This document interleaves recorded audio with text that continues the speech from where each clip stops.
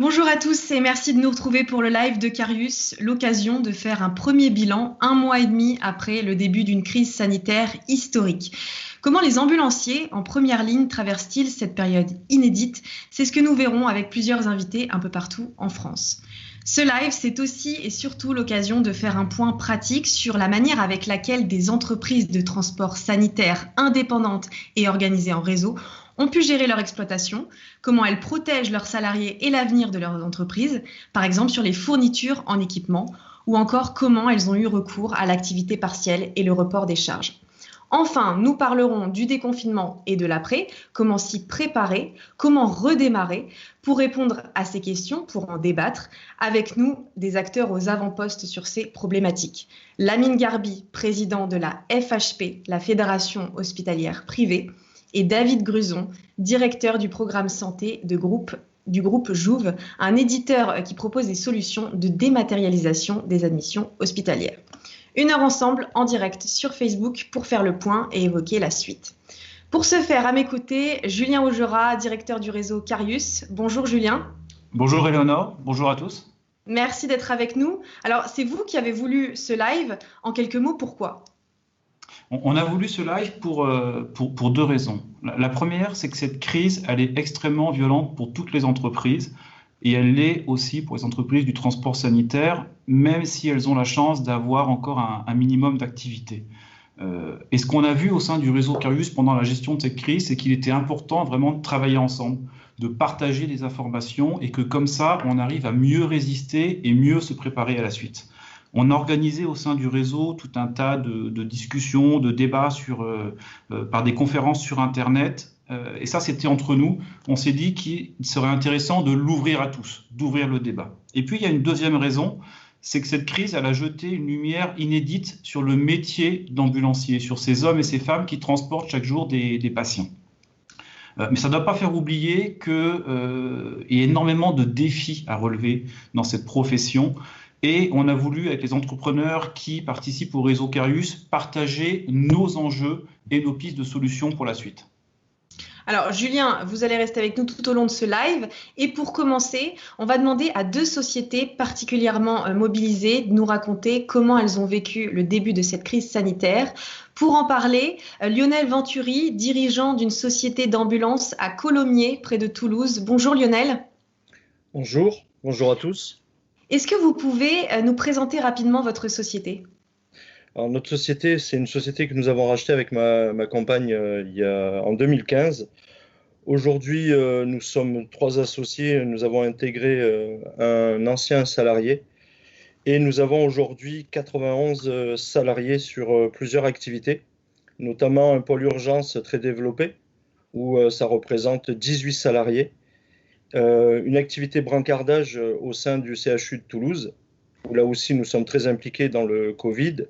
Une activité en expérimentation qui est le relevage, où j'ai une équipe de 6 personnes qui partent au quotidien faire une levée de doute sur les personnes chez elles, ne répondant pas aux appels ou tombées à domicile. Et nous avons l'activité classique, le transport sanitaire. Alors justement, Lionel, pour échanger avec vous, je vous propose d'accueillir Chloé Valverde. Il y a 1 mois et demi, le virus commençait à gagner la France et d'abord la région Grand Est, vous le savez. Chloé, vous travaillez au groupement ambulancier du Grand Est qui intervient à Mulhouse et à Colmar. Comment avez-vous vécu ce début de crise et comment vous êtes organisé pour répondre présent ? Bonjour à tous. Effectivement, nous, tout a commencé le 29 février. Sur la région du Grand Est, où nous avons eu nos premiers patients suspicion Covid à prendre en charge. Et très rapidement, nous avons été confrontés à une augmentation du nombre de prises en charge et une crainte de nos ambulanciers. Donc, dès la semaine du 8 mars, nous avons dépassé la 30aine de patients par jour. Il nous fallait rapidement être fort de propositions, envisager une nouvelle manière de fonctionner, pour répondre à la situation qui était juste exceptionnelle. Donc, nous sommes appuyés sur l'expertise de l'équipe Carius pour construire et mettre en place ce nouveau fonctionnement, mais aussi créer des procédures, éclaircissements, autres.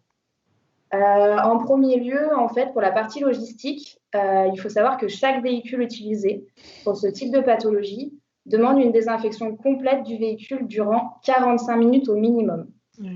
Mais en parallèle, nous devons toujours répondre présent à l'urgence centre 15 et préhospitalière. Dans un second temps, nous devions vite réagir sur les approvisionnements parce que le transport de personnes suspectes au Covid-19 avérées, ça demande un équipement individuel spécifique, donc à la fois pour protéger l'équipage, l'ambulancier, mais aussi pour éviter toute propagation du virus. Le 13 mars, nous avons proposé à l'Agence régionale de santé la mise en place de 2 unités spécifiques, une sur Mulhouse et une sur Colmar, chacune équipée d'une petite dizaine d'ambulanciers et d'ambulances et d'une équipe d'hygiène dédiée aux désinfections. Ceci nous permettait en fait d'affecter rapidement le véhicule, l'équipage sur la mission, de réduire le temps d'attente pour les patients, mais aussi de garantir le niveau de sécurité maximum pour nos patients et nos ambulanciers. Il faut savoir que chaque jour, une centaine de kits Covid doivent et ont dû être réalisés pour équiper nos véhicules. Cependant, le marché des fournisseurs, il est au ralenti, voire même à l'arrêt. Donc, avec l'aide de Carius, on a pu participer à des commandes groupées, des combinaisons, des masques, des protections, du gel hydroalcoolique ou alors augmenter nos commandes d'oxygène. La semaine suivante, une fois qu'on a mis l'organisation en place, on a vécu comme l'ensemble du pays la fermeture des écoles le 16, le confinement le 17, ce qui a généré en fait une forte réduction de l'ordre de 30% de nos effectifs et aussi une baisse d'activité sur l'activité classique de l'ordre de 60%. Cependant, on a attaqué le début d'une longue série de prises en charge car comme on l'avait pressenti, on a augmenté nos volumes de transport liés au Covid de l'ordre d'une centaine de patients par jour. Et en parallèle, nous étions aussi mobilisés sur toutes les opérations spéciales, type Morphée, les trains, les hélicoportés, les transferts en Allemagne, en Suisse, etc. C'est des prises en charge exceptionnelles qui nous ont demandé une organisation très précise et inédite. Actuellement, on comptabilise donc sur le groupement ambulancier du Grand Est à peu près 2700 transports liés au Covid depuis la pandémie. À l'heure où je vous parle, on transporte encore un nombre important de patients, mais je vous rassure, nous sommes davantage mobilisés pour les ramener à leur domicile. Donc, je profite un petit peu de cet instant pour saluer tous les collaborateurs et aussi les fournisseurs du groupement ambulancier du Grand Est qui nous permettent de relever cette épreuve grâce à l'implication, la volonté, le professionnalisme de chacun. Et maintenant, on prépare l'après avec l'équipe Carius qui nous accompagnera. Voilà. Merci Chloé, merci beaucoup pour ce retour d'expérience, ce condensé, j'ai envie de dire, de retour d'expérience. Parce que ce que tu viens de nous dire en 2 minutes, ça a fait l'objet d'une conférence qui a duré plus d'1 heure, qui a permis justement de faire savoir à tous les ambulanciers du réseau ce qui se passait dès le début de la crise et de les aider à se préparer. Quand on a vu à quel point les équipes du groupement ambulancier du Grand Est étaient impactées par cette crise, on savait aussi que ce que vivait Mulhouse, ce que vivait Colmar, ça préfigurait ce qu'allaient vivre les autres 10 à 15 jours plus tard. On s'est tout de suite dit, il faut partager ce qu'ils vivent pour que chacun puisse se préparer parce que personne n'est préparé à une crise pareille. C'est pour ça qu'on a fait cette conférence. Et Lionel, si tu le veux bien, est-ce que tu peux nous dire comment, toi tu as participé à cette conférence, comment ça t'a aidé à te préparer, puis qu'est-ce que tu as fait par ailleurs avec tes équipes et tes confrères sur ton territoire ?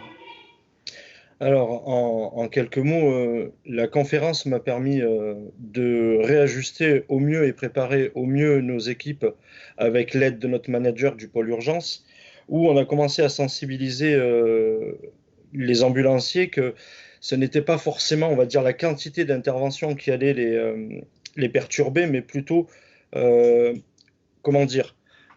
l'épuisement, parce que moralement, il faut pouvoir y aller au contact quand même. Ils se sentaient envoyés, on va dire, en première ligne, sans forcément des équipements, parce que nous, la chance que nous avons sur Toulouse, c'est que le SAMU procure les kits de protection, le kit de désinfection, mais au fur et à mesure qu'on avançait, parce qu'il y a eu une montée progressive, nous, ça a commencé le 28 février, où il y avait 2% de l'activité qui était du Covid, où on avait encore une quarantaine d'ambulances de garde, donc activité normale. Et sur 3 ou 4 semaines, on est monté à 50 ambulances de garde avec plus de 50% de l'activité sur du Covid. Et on s'est aperçu que les kits devenaient de moins en moins nombreux, avec des tailles pas forcément adaptées aux ambulanciers. Grâce au retour d'expérience de Chloé et du réseau Carius, on s'y est préparé différemment. On a essayé de trouver des fournisseurs avec l'aide de Carius. Une fois qu'on a trouvé les fournisseurs, on a sensibilisé les salariés à bien s'équiper et surtout à bien se déséquiper sans se contaminer, car notre réelle difficulté, c'est la crainte des salariés. Sur ce, je tiens à remercier nos salariés parce que sans eux, l'activité aurait pu être beaucoup plus compliquée, ça c'est sûr, au nombre d'interventions qu'ils font. Et la problématique aussi que nous avons eue, c'est qu'on n'était pas forcément au courant que c'était certains cas Covid. Ils l'ont su qu'après. Voilà, ça aussi, il fallait pouvoir le gérer avec eux. Pour savoir, c'est que ma présence dans l'entreprise, en règle générale, c'est de 5h30 du matin à 19h. Là, ma seule différence avec nos associés, c'est que du lundi au dimanche, nous étions à leur côté et joignables H24 pour les aider psychologiquement à pallier à cette crainte. Voilà, nous avons énormément discuté avec eux et j'ai fait en sorte de mettre les moyens en face. Voilà. D'accord. Lionel, je sais que tu es aussi extrêmement engagé dans la formation. Est-ce que tu peux nous parler de ce que tu as fait en termes de formation pour tes équipes? Alors très rapidement, nous avons la formation. Nous avons un salarié aussi qui est comme moi formateur dans un IFA, où on s'est sensibilisé aussi à mettre en place un protocole interne sur la prise en charge, et notamment avec les vidéos de la Campus Carius, la formation. On s'est sensibilisé au module hygiène, notamment sur la prise en charge des patients Covid. Aujourd'hui, c'est en gros 450 salariés sur la plateforme pour le Covid. Merci Chloé, merci Lionel pour ces retours d'expérience à travers lesquels tous les ambulanciers sans aucun doute se reconnaîtront. On voit vraiment bien l'importance de pouvoir s'informer et s'épauler les uns les autres. Dans une crise soudaine, violente, inédite, l'un des premiers sujets, c'est de pouvoir fournir à ces équipes des masques, des gels hydroalcooliques et même des surblouses, on l'a dit. On a beaucoup entendu parler des pénuries. Comment les ambulanciers ont-ils géré cette situation? Je vous propose de regarder cet extrait du journal télévisé Corse qui évoque le manque de matériel et on en reparle juste après. Gants, masques, blouses, comme tous les soignants du territoire, ils sont en pénurie. Bon Pierre, il faudrait faire un petit point sur le stock. Gel hydroalcoolique, il va nous en falloir. Essayer de s'en procurer, voir comment on peut faire. Deuxième contrainte, celle du nettoyage.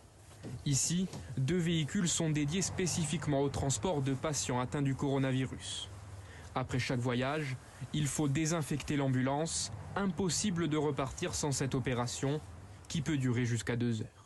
D'abord, videz le véhicule, nettoyez au détergent toutes les surfaces du véhicule. Vous rincez tout le véhicule puisque vous avez passé le détergent. Et après, dernière étape, javel. C'est-à-dire 4 litres d'eau froide avec 1 litre de javel. Et vous désinfectez tout le véhicule à la javel. Pendant que l'un des 2 véhicules aménagés pour le coronavirus est nettoyé, ces 2 ambulanciers vont se servir du second. Ils sont chargés de transporter un patient possiblement atteint par le Covid-19 d'une EHPAD vers l'hôpital d'Ajaccio. Bien sûr, il y aura toujours un facteur risque. Après, ça fait partie de notre métier aussi. On est là dans ce moment assez critique pour aider la population, les médecins, les infirmiers. C'est notre rôle et on le fait du mieux qu'on peut. Depuis le début de l'épidémie, ces ambulanciers ont transporté une 12aine de personnes atteintes par le coronavirus. Pour en parler du coup avec nous, Alain Tellier, ambulancier dans la Manche, par téléphone. Bonjour Alain. Bonjour. Merci d'être avec nous. Alors, vous avez 16 salariés. Vous aussi, comme tous les ambulanciers, vous avez connu des difficultés au début pour vous équiper? On a eu des grosses difficultés effectivement pour s'équiper. On est comme je pense tous nos collègues partout en France, même si on est une région qui n'est pas la plus touchée dans la Manche. Donc on s'est, avec nos collègues autour, on s'est groupés.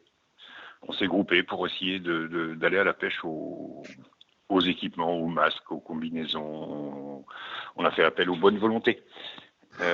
On a pas mal d'artisans qui nous ont aidés. Des peintres, des carrossiers, on a pu récupérer des masques comme ça, notamment des combinaisons. Et on a dans le département de la Manche, je pense, une particularité, parce qu'on a monté un GIE il y a 1 an et demi. Et par le biais de ce GIE, on a fait des achats aussi de combinaisons intégrales. Voilà. Et puis, oui. Vous avez travaillé en système D, on l'a bien vu. Du coup, Julien, comment Carius a réagi et comment il s'est organisé pour équiper les 300 entreprises d'ambulance de son réseau? Alors, je pense que là, au moment de passer une commande, on voit vraiment la force d'un réseau parce qu'on a réussi à tout de suite regrouper les besoins et à passer des commandes groupées, à pouvoir contacter des fournisseurs et à négocier des volumes, à surtout garantir la qualité et les délais dans les livraisons. Et ça a été une vraie force. Je tiens d'ailleurs à vraiment saluer le travail de tous les fournisseurs de la centrale d'achat Carius, parce qu'ils se sont mobilisés, ils se sont même vraiment dépassés pour répondre aux besoins des partenaires et leur permettre de continuer à travailler dans les meilleures conditions. Et on sait que ça n'a pas été facile. Et puis il y a un deuxième sujet, c'est la logistique. Une fois qu'on a réussi à sécuriser des stocks, bien souvent, il a fallu qu'on s'organise pour la distribution parce qu'un réseau de 300 entreprises, on est vraiment souvent dans des petites entreprises ou des moyennes entreprises. Il faut répartir les volumes, il faut le faire très vite. Et on était dans un contexte qui était assez compliqué au niveau logistique. Et donc là, on a réussi à avoir des partenaires qui se sont mobilisés, sont allés chercher les stocks, ont transporté eux-mêmes les différents colis finalement chez des partenaires. Et comme ça, de fil en aiguille, on a réussi à mailler tout le territoire. Certains partenaires ont traversé des régions entières pendant leur week-end, mais ça a permis de faire en sorte que tout le monde soit bien équipé. Et je veux aussi remercier d'ailleurs toutes les entreprises qui nous ont fait des dons de masques. Ça a été très utile et voilà, ces masques ont pu être répartis partout en France et bénéficier aux ambulanciers. Merci Julien. Je voudrais qu'on remercie aussi Alain Tellier d'avoir été avec nous. Merci pour ce témoignage. Alors, on vient de le voir, l'union fait la force et permet à chacun d'être plus réactif. Désormais, je vous propose d'échanger sur la mise en place du chômage partiel, le report des charges, la mise en place aussi du fameux PGE, le prêt garanti par l'État. 3 options pour faire face à la baisse d'activité. Pour en parler avec nous, Maurice Wolf, directeur opérationnel en charge de l'animation au sein du réseau Carius. Charlotte Framont, des ambulances Framont-Bouffré à Vichy dans l'Allier. Vous avez 130 collaborateurs, on va le voir avec vous. Et Éric Vanet, des ambulances Vanet de la Croix, situées à Grès dans le 70 et qui compte 34 collaborateurs. Bonjour à vous 3. Merci d'être avec nous. Alors, d'abord, je me tourne vers vous, Maurice. Concrètement, comment le réseau a réagi, comment il a apporté les premières réponses aux partenaires, et ce, dès le 18 mars? Bonjour Éléonore, bonjour à tous. Votre introduction est très vraie. Le gouvernement, dans ce temps de crise, a mis beaucoup de choses sur la table. Prêt garanti par l'État, chômage partiel, capacité pour les entreprises à décaler les charges sociales, à décaler les charges de crédit. On voit bien que le gouvernement a un seul objectif, c'est que beaucoup d'entreprises sachent traverser la crise et puissent se relever au moment où ça va redémarrer. Et d'ailleurs, Éléonore, on a fait une enquête qui vient de sortir et qui montre que les partenaires du réseau ont clairement su saisir et utiliser tous les outils qu'a mis en place le gouvernement. Je vous donne 3 chiffres pour illustrer cela. Il faut savoir qu'à ce jour, il y a 90% des entreprises du réseau qui ont mis en place du chômage partiel. Il faut savoir qu'à ce jour, il y a près de 50% des entreprises qui ont mis en œuvre ce fameux prêt garanti par l'État, ce PGE. Et on est près de 80% dans le réseau à avoir mis en place ce décalage des charges sociales que permet le gouvernement. Mais si les entreprises du réseau, si nos partenaires ont su faire ça, c'est aussi parce que le réseau, dès le premier jour de crise, a su se mobiliser, a su apporter des réponses extrêmement concrètes, extrêmement claires, pour que les entreprises du réseau mettent en œuvre ces solutions.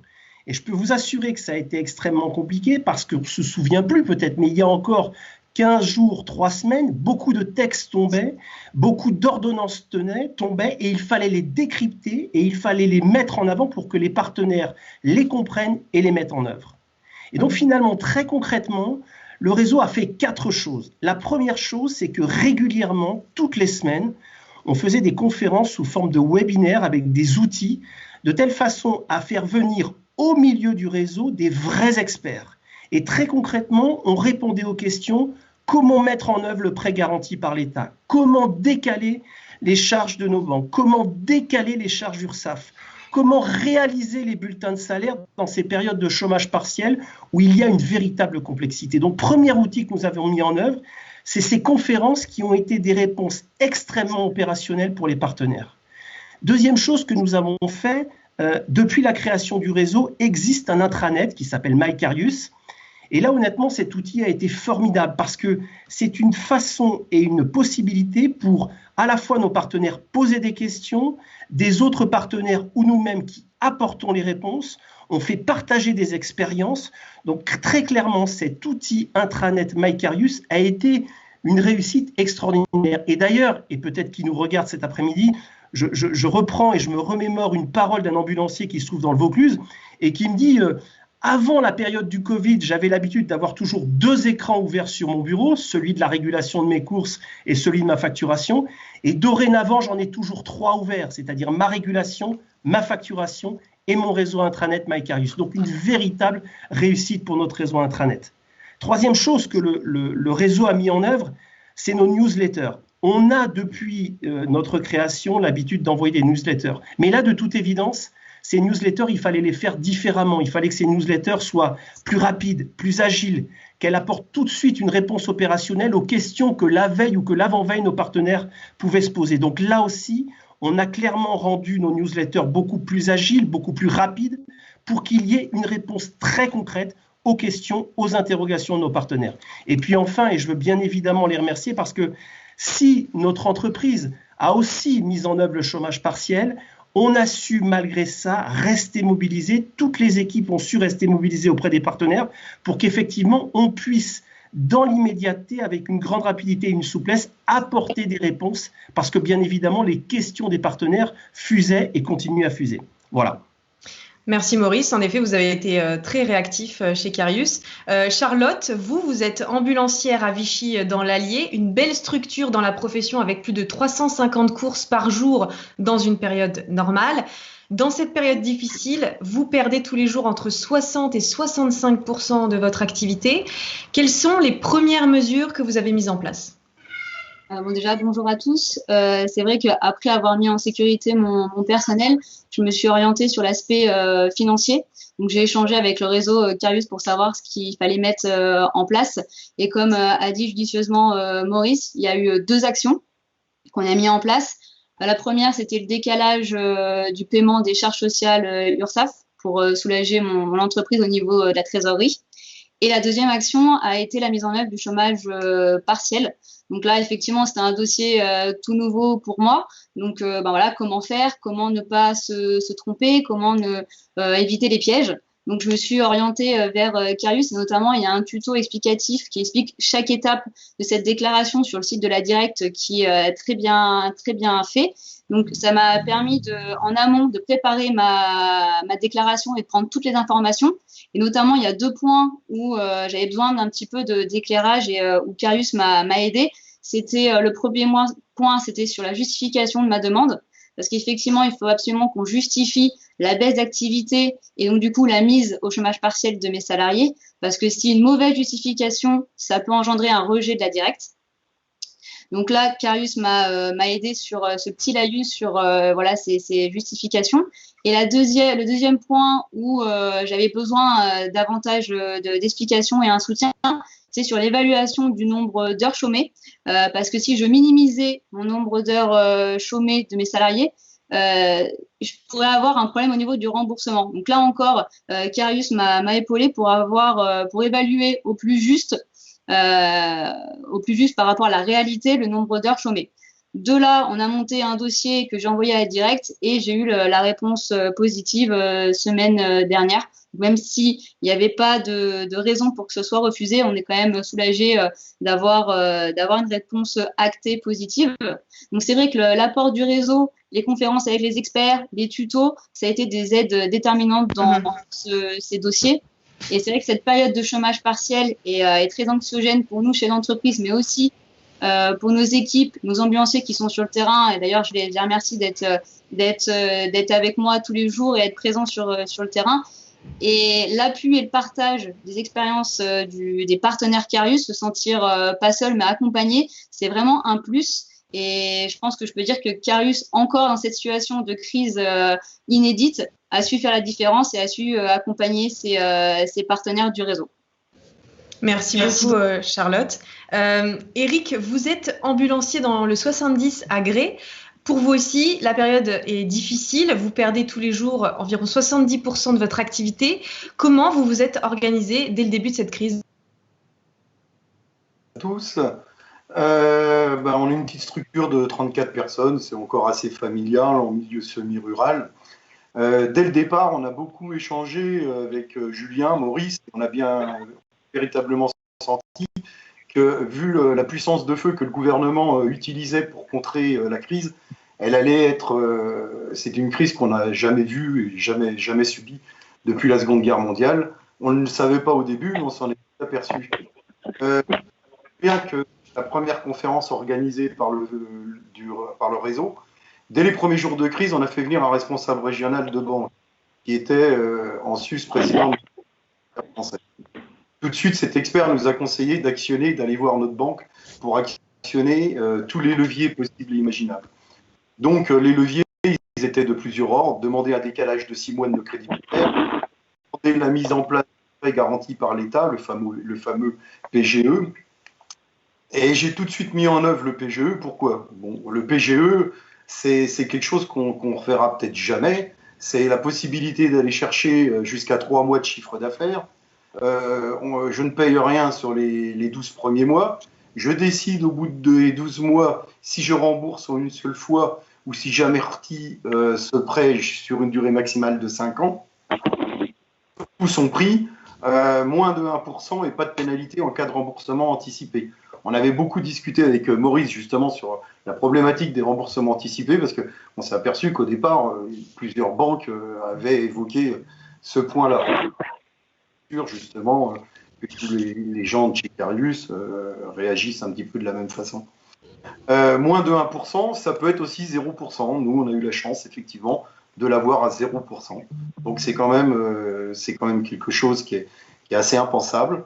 Je me souviens aussi que l'expert, ce soir-là, nous a dit, messieurs les entrepreneurs, allez chercher le PGE auprès de votre banque, car de toute façon, vous devez sécuriser votre cash, votre fournisseur, pour que l'économie ne s'arrête pas. Effectivement, on doit sécuriser, l'argent doit continuer à fonctionner et on doit continuer à payer nos fournisseurs, ne serait-ce que par une relation, je dirais, de correction vis-à-vis d'eux, puisque c'est quand même des gens qui nous accompagnent pour la plupart tout au long de notre activité et seraient malvenus pour nous, puisque eux aussi ont des difficultés d'arrêter les paiements. On n'accédera jamais à de l'argent aussi peu cher. Donc c'est pour ça que c'est un des premiers leviers à absolument actionner. Et alors le problème, évidemment, comme tout emprunt, un emprunt, ça doit être remboursé. Hein, c'est dans la publicité. Il faudra le rembourser. La grande question maintenant, c'est comment nous allons pouvoir assurer les charges futures quand il faudra gérer les remboursements, les décalages de charges et les nouvelles charges. Oui, c'est la grande question. Je pense que le ministère a dû prendre conscience de toutes les remontées, de tous les départements, de tous les réseaux qui ont fait remonter plein d'informations au ministère. Et depuis la Seconde Guerre mondiale, le président nous a cités pour la première fois dans 2 discours présidentiels. J'espère simplement que ce sera suivi des faits. Et je pense que ça. On espère aussi. Merci Eric. 2 autres invités nous font le plaisir d'être sur ce live pour témoigner par téléphone, à commencer par Florian Enoch, dirigeant des ambulances Enoch. Florian, bonjour. Oui, bonjour.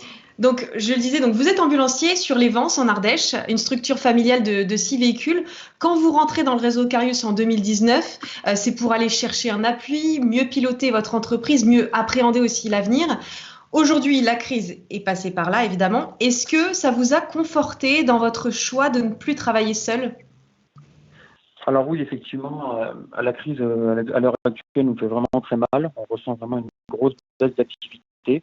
Donc de suite, en fait, nous avons mis en place un chômage partiel. On a fait les choses et là, nous sommes en train de finaliser le prêt garanti par l'État. Sur cette crise, c'est à piloter l'entreprise, à agir vraiment rapidement des décisions. Parce que quand il y a beaucoup de choses, il faut vraiment continuité. Je suis rentré moi chez Carius car déjà en 2018, on va dire que j'ai eu des problèmes donc dans ma société professionnelle, enfin voilà. Donc en 2018, je perds de l'argent. Quand même beaucoup de problèmes, des questions qui viennent à moi. Début 2019, je décide vraiment de changer en fait totalement d'axe. Je vends une ambulance, un VSL pour investir plus dans le taxi, mais j'ai encore beaucoup d'interrogations sur le pilotage de mon entreprise. Et en 2019, je vois vraiment en fait en Carius vraiment un bon moyen pour moi de répondre à mes questions. En 2020, là actuellement grâce à Carius, je suis en train de mettre en place des indicateurs et des outils de travail pour vraiment mieux piloter mon entreprise. Encore hier, on était en réunion du coup à distance sur Teams avec mon expert comptable et l'équipe Carius. Donc après une première expertise, mon premier objectif est déjà rempli. Donc sur l'année 2019, je suis à l'équilibre. Donc c'est déjà pas mal. Et mon deuxième objectif, nous avons déjà identifié quelques indicateurs en fait qui vont nous permettre d'aller plus loin et être plus agile pour vraiment continuer pour pouvoir du coup mieux sortir de cette crise parce que là de toute façon on est obligé de réussir, on n'a pas le droit à l'échec. Donc vraiment oui, avec Carius, on va dire que j'ai vraiment eu beaucoup de chance de rentrer avant la crise parce que Carius c'est vraiment des experts qui sont vraiment là pour vous. On a tous forcément un cabinet d'experts comptables, mais les experts comptables, eux, gèrent vraiment beaucoup de professions. Là, vous avez Carius qui sont là pour vous, des experts qui sont vraiment là pour les ambulanciers. Et ça va de la gestion du personnel, la nouvelle législation, un suivi financier. Donc, on va dire que moi, au fin fond de mon Ardèche, je ne suis vraiment plus seul parce que les informations de Paris à arriver des fois en Ardèche, ça change. Et puis, des fois, on n'a pas tout le temps les moyens de s'informer. Donc là, oui, en Ardèche, j'arrive à avoir les bonnes informations au bon moment et réussir à évoluer. Et en plus, là, vu la crise, il faut réussir à évoluer et à bien évoluer, oui. Merci voilà. Florian pour votre témoignage. Direction la région parisienne maintenant pour retrouver Jamila Mena, qui est dirigeante des ambulances populaires sur Malakoff. Jamila, bonjour. Bonjour à tous. Merci d'être avec nous, Jamila. Vous avez une petite structure de 2 véhicules. Vous êtes récemment entrée dans le réseau Carius. Comment votre entreprise est en train de traverser cette crise? Avec l'aide de Carius, dans cette petite crise un peu de taille n'est pas un atout. Pour moi, tout est plus compliqué de se procurer du matériel et de protection, comprendre et mettre en œuvre les mesures du gouvernement. C'est une véritable galère. L'appui du réseau est déterminant en ce moment. Carius m'a aidé à me procurer des combinaisons pour que l'on puisse tant bien que mal continuer. J'ai déclaré mes charges URSSAF et je me suis en train de finaliser mon prêt, le prêt bancaire, c'est-à-dire le PGE. Ce que j'attends demain de Carius, c'est m'accompagner et redémarrer. Quand va-t-on redémarrer? Dans quelles conditions? Avec quelles règles supplémentaires? Je ne peux rester seule dans un tel moment. Comme il m'a dit un jour, mon comptable un jour m'a dit, une société ne fonctionne seulement quand on est bien entouré. Vous m'entendez? Oui, bien sûr. D'accord. On est seulement bien entouré. Et qu'est-ce que je pourrais dire encore? Dans un moment comme ça, je ne suis pas seule. Et j'ai trouvé pas mal, ils sont très réactifs avec Carius. Tout est réactif. Donc, jusque-là, je n'ai pas de soucis. Tout marche comme sur des roulettes, comme on dit. Vous êtes bien accompagnée. Merci beaucoup. Je suis très bien accompagnée, bien entourée. Donc, ça ne peut que continuer. Oui. Oui, voilà. Merci beaucoup, Jamila, d'avoir été avec nous. Merci aussi à Florian, Eric, Charlotte et Maurice. On continue de vous suivre. On vous souhaite bien du courage pour la suite. Et justement, on va essayer de se projeter un peu maintenant avec un chiffre. 0,4%, c'est le taux de rentabilité moyen des ambulances en France en 2019. Autrement dit, le secteur des ambulances était déjà en crise profonde avant la crise. Comment se relever d'une période noire quand on est déjà fragilisé? Et puis, comment imaginer le déconfinement, le redémarrage? On entend partout qu'il y aura un avant et un après-crise. Quel peut être l'après pour les ambulanciers? Alors, pour en parler et pour élargir notre vision, avec nous, Monsieur Lamine Garbi, président de la Fédération de l'hospitalisation privée, et Monsieur David Gruson, directeur du programme Santé du groupe Jouve. Merci à tous les deux d'être avec nous. Bonjour. Bonjour, merci. Alors, avant de vous donner la parole, je vais d'abord me tourner vers Julien. La profession, en fait, elle vit une crise dans la crise, c'est ça? Julien, vous êtes avec nous? On a perdu Julien. Bon, on a perdu Julien, bah écoutez. Alors, c'est pas grave, on va continuer. Alors, du coup, je vais d'abord commencer avec Monsieur Lamine Garbi. Est-ce qu'aujourd'hui, vous voyez déjà le monde d'après? Comment vous vous y préparez? C'est vrai que depuis 6 semaines, on a vécu une période extrêmement difficile. Tout d'abord, le début de ce confinement, mais le confinement était lié aussi à une montée des patients en réanimation. Et quelques jours avant ce confinement, déjà, nous avions eu instruction, ou plutôt ordre de notre ministre, de déprogrammer la totalité de notre activité opératoire, tout simplement pour libérer de la place dans nos établissements et faire en sorte que l'on puisse accueillir cette vague de patients qui nécessitaient des lits de réanimation. C'est parti, il faut s'en rappeler, du Grand Est, et ça a contaminé, si je puis dire, l'Île-de-France, la région parisienne et les Hauts-de-France. On s'est donc préparé à avoir une pandémie nationale et aujourd'hui, force est de constater, et heureusement que cette pandémie nationale n'a pas eu lieu.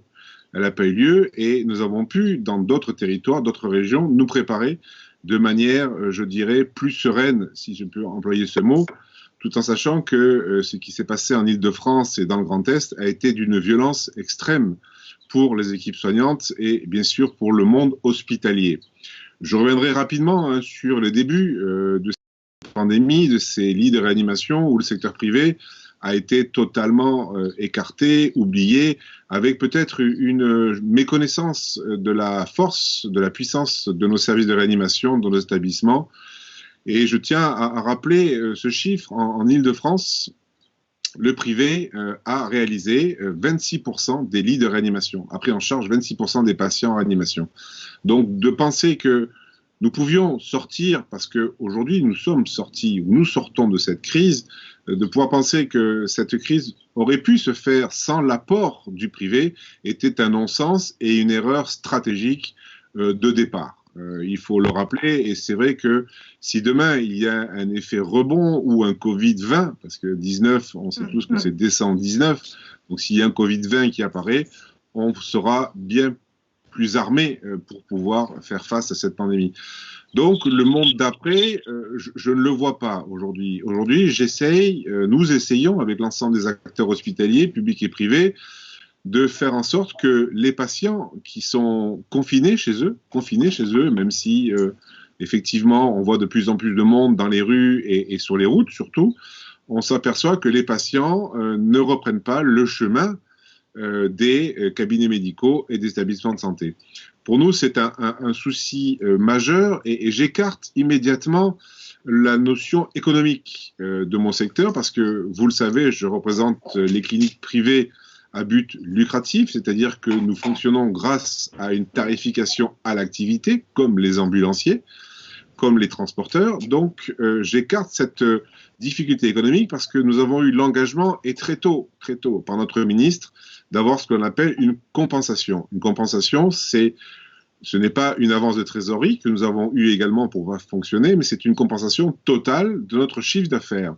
Donc si je raisonne à l'absurde, si je n'ai pas d'activité, avec un chiffre d'affaires qui est maintenu, je n'ai pas de souci et pas d'intérêt à travailler. Donc l'intérêt, il est uniquement de santé publique, de service public, parce que j'ai peur, et lorsque j'en parle avec nos amis pompiers, j'ai peur que lorsque l'on va sortir de nos maisons, de nos appartements, il y ait des portes qui restent fermées et closes, et à l'intérieur que l'on découvre des drames de vie, comme il y a eu en 2003 avec la canicule et ces centaines de milliers de patients, d'aînés, qui sont morts sans bruit, si j'ai pu me permettre cette parabole qui est assez funeste et lugubre. Donc nous sommes inquiets et nous demandons à ce que nos concitoyens puissent prendre le chemin des cabinets médicaux, des services d'urgence pour se faire soigner. Il n'est pas normal, au bout de 6 semaines, que l'on constate sur le territoire 50% de diminution d'opérations de chirurgie carcinologique. Ce sont les cancers. C'est pas normal que 70% des appendicites aient disparu du territoire. C'est pas normal qu'il n'y ait plus d'AVC et qu'il n'y ait plus ces pathologies-là qui sont, je dirais, constantes, courantes et chroniques. Donc oui, le monde d'après, je ne le connais pas. Mon souci aujourd'hui, en ce jour, c'est de faire en sorte que nous puissions reprendre une activité normale. Or, ces régions qui ont été touchées par la pandémie, il faut savoir que nos établissements sont remplis ou tournent à hauteur de 10 à 15% d'activité. 10 à 15% d'activité en chirurgie, en médecine. Et également en soins de suite, il y a aussi une diminution d'activité parce que nous avons fait de la place pour accueillir ces patients Covid+.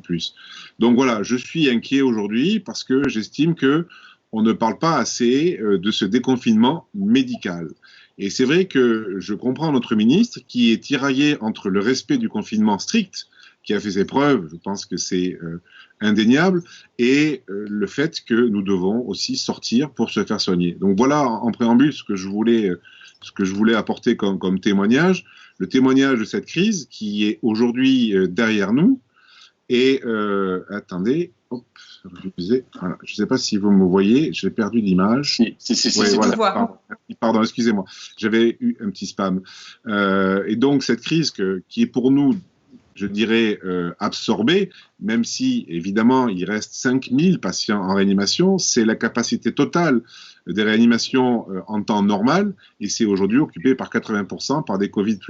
Donc la crise existe toujours, le travail existe toujours, mais on s'aperçoit sur toutes les régions qui étaient touchées, comme Auvergne-Rhône-Alpes, comme PACA, que chaque jour amène son lot, je dirais, de diminution de patients en réanimation. C'est constant depuis maintenant 15 jours. Donc le schéma sanitaire de demain, on va le construire, on va le réfléchir, mais il devra tenir compte de toutes les parties prenantes, que ce soit le secteur public, privé ou associatif, parce que je suis un petit peu, c'est vrai, lassé de voir que nous avons pris du retard dans l'équilibre et la coopération. Merci Monsieur Garbi. On a retrouvé Julien Augera avec nous. Julien, en quelques mots, est-ce qu'on peut dire que la profession aujourd'hui, elle vit une crise dans la crise ? Oui. Bon, je m'excuse, mon ordinateur a redémarré, mais effectivement, on peut parler de crise dans la crise. Ce qu'il faut savoir, c'est que économiquement, les entreprises souffraient énormément avant la crise. Elles étaient au bord de l'asphyxie.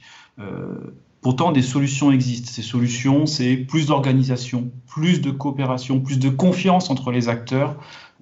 Et c'est aussi certainement moins de lourdeur administrative dès lors qu'on veut tester de nouveaux modèles ou de nouvelles collaborations. Les entreprises de transport sanitaire, elles souffrent aussi d'un grave manque de reconnaissance. Ce sont des acteurs de santé et bien souvent cette nature leur est déniée. Je pense aujourd'hui que tout le monde conviendra qu'on a bien affaire à des professionnels de santé, c'est indéniable.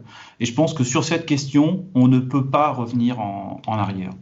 Et il y a un autre sujet, c'est celui qu'évoquait M. Garbi, c'est la baisse d'activité. On a l'impression que les ambulanciers sont en ce moment totalement mobilisés sur les transports Covid. Ils sont mobilisés, c'est indéniable, mais leur activité a complètement chuté. On l'évalue entre 60 et 70% d'activité qui s'est complètement arrêtée presque du jour au lendemain. On parle surtout des transports programmés. Et je rebondis sur ce que disait Monsieur Garbi, c'est que on parle de soins qui sont nécessaires, qui ont été reportés ou auxquels certaines personnes renoncent. Donc il faut que cette activité puisse redémarrer.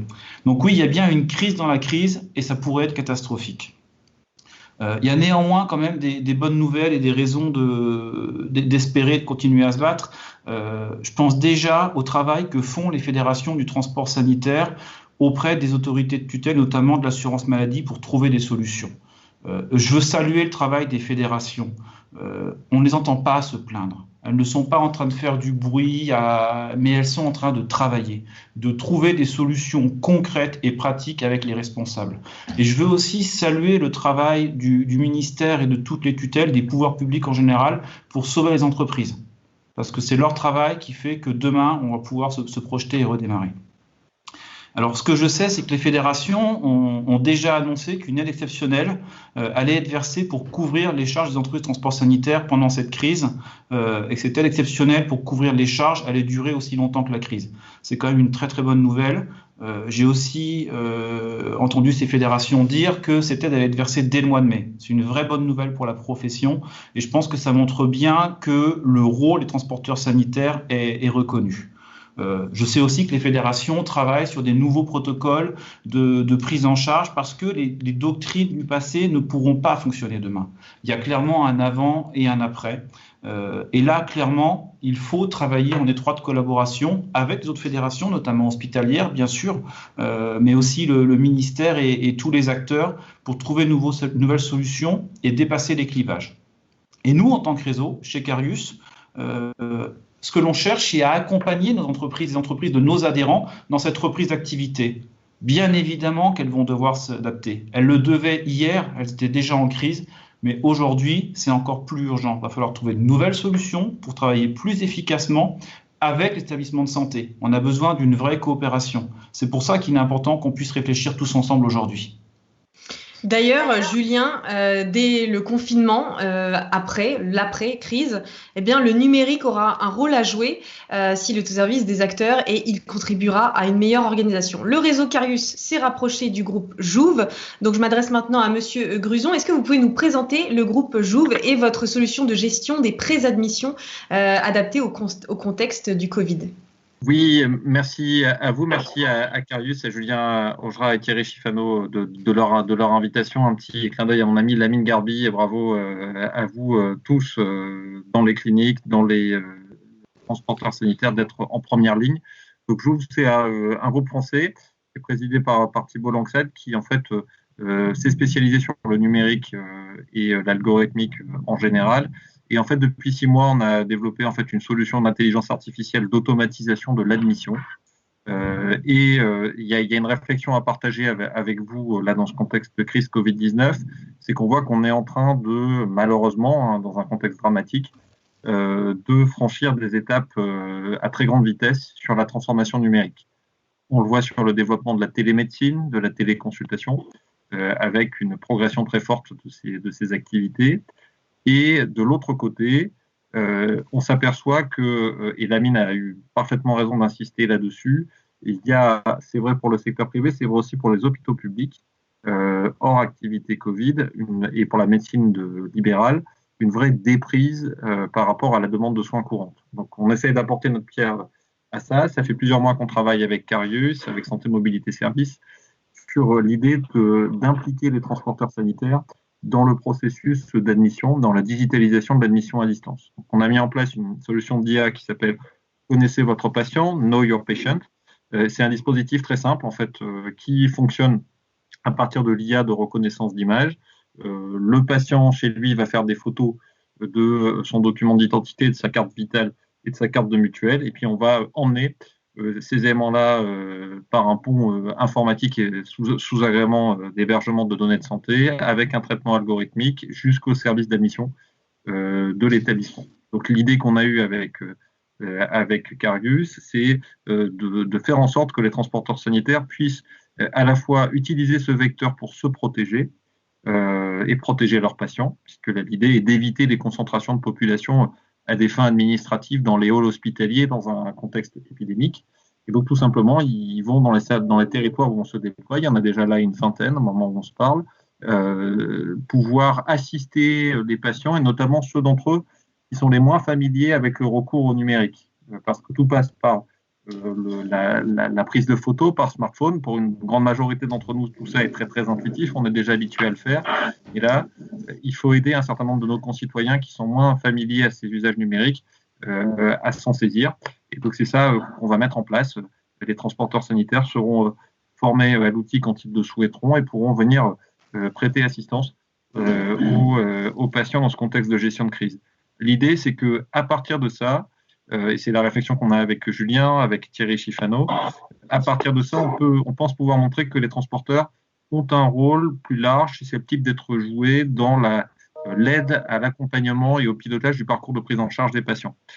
Donc c'est une première étape vers aussi une meilleure reconnaissance du rôle des transporteurs sanitaires. On y apporte un outil et cette crise Covid-19 sera pour nous aussi un test de fonctionnalité. On a vraiment des premiers retours opérationnels très, très positifs. Julien, on voit bien que les mesures de précaution sanitaire vont changer la façon de travailler. Est-ce que vous pouvez nous parler d'un exemple en particulier? C'est celui des transports assis de malades. Oui, on voit bien que pendant cette crise et dans le déconfinement, la façon de faire du transport assis de patients doit changer, doit s'adapter pour mieux protéger les patients. Il est inenvisageable aujourd'hui de mettre 3 patients, jusqu'à 3 patients dans un VSL pour leur transport. Les gestes barrières doivent s'appliquer de façon très stricte et même certaines ARS d'ailleurs ont pris position pour que ce type de transport soit réalisé en ambulance uniquement. Au sein du réseau Carius, ce qu'on préconise pour nos entreprises, les entreprises de nos adhérents, c'est justement de maintenir la plus grande distanciation possible, donc d'installer le patient dans la position diamétralement opposée à celle du conducteur. C'est le nettoyage des mains avec du gel hydroalcoolique et c'est le port du masque. Donc ça, c'est une solution qui répond aux besoins du moment, mais on voit bien que la précaution sanitaire sur la contamination va durer très longtemps, sauf que le modèle économique du transport assis, il est justement assis sur la capacité à faire du transport partagé, parce que sinon, on est sur un moyen déficitaire. Il va donc falloir travailler pour pouvoir rendre à nouveau possible ce type de transport partagé, bientôt, demain, en tout cas pas aujourd'hui. Mais pour y parvenir, il va falloir que les patients soient testés. On pense évidemment que ces tests pourront être faits par les établissements qui vont recevoir ces patients. Il va falloir effectuer des prises de température et bien évidemment, on pense associer toutes les équipes d'ambulanciers à ces prises de température et à ce travail en collaboration avec les établissements pour pouvoir recevoir ces patients, parce qu'il est possible de faire du transport assis et partagé en toute sécurité, mais il va falloir prendre tout un tas de mesures spécifiques. Dans la grande enquête que vous avez menée auprès des entreprises du réseau Carius et dont on a vu un aperçu avec Maurice tout à l'heure, quelles sont leurs priorités pour les prochains mois? Comment, au final, ils voient la suite? Alors, déjà, ce que nous disent les patrons et les patronnes d'entreprises qui adhèrent au réseau Carius, c'est qu'elles sont particulièrement fières du travail réalisé par leurs équipes. Elles sont bien conscientes que des questions de gratification se posent et vont se poser. La priorité, c'est bien sûr de sauver les entreprises, mais ces questions devront être abordées. Et pour sauver les entreprises, il y a 3 priorités qui remontent clairement de l'enquête. Retrouver de l'activité et du chiffre d'affaires, redémarrer. Et on voit bien que ça va être progressif, que tout ne va pas redémarrer le 11 mai.